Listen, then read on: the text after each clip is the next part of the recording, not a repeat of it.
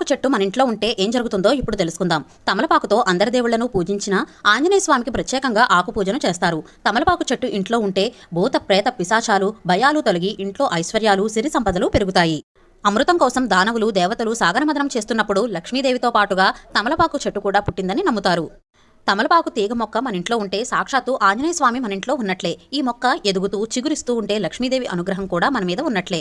అలాగే అప్పులు తీరి ఆర్థికంగా బాగుండాలన్నా కూడా తమలపాకు చెట్టును ఇంట్లో ఉంచుకోవడం మంచిది.